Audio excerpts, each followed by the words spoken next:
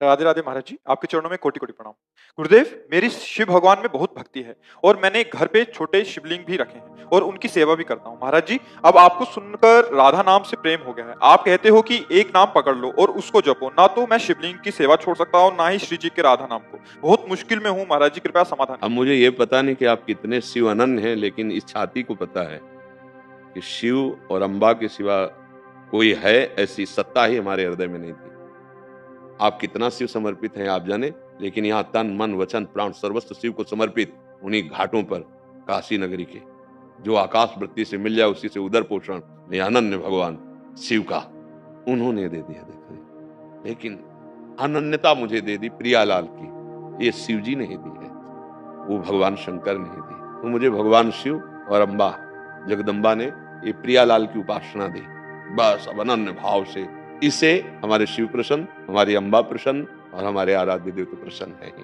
आप शिव उपासना करते रहिए, जब वो बदलेंगे तब आपको ये भ्रम खत्म हो जाएगा कि मैं शिव को छोड़ रहा हूं। नहीं नहीं, गौरांग गंगाधर भगवान शिव ही आपको दिखाई देंगे। इधर गौरी प्रिया जी के जो आभा है वो कर्पूर गौरम करुणावतारम, इधर गौरी घोरी जो हमारी प्रिया जी है, हाँ, आभा आपको वही नजर आएगी अपने आराध्य देव की, दूसरा कोई नहीं है।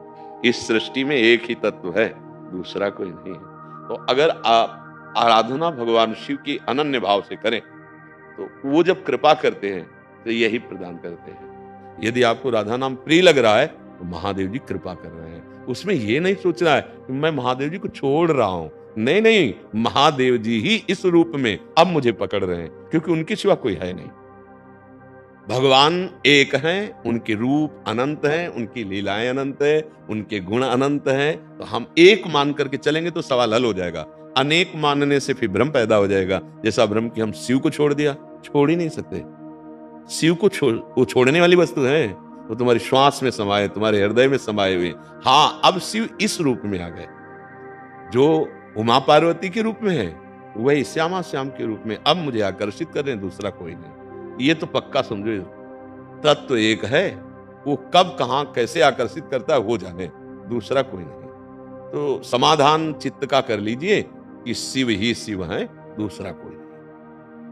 अब हम जहां हमारे मन को घसीट रहे हैं जगत गुरु भगवान शिव, तो हम मान रहे हैं कि वही इस रूप में घसीट रहे। अब कोई संशय नहीं है, हम उनको छोड़ रहे हैं, ऐसा हो ही नहीं सकता।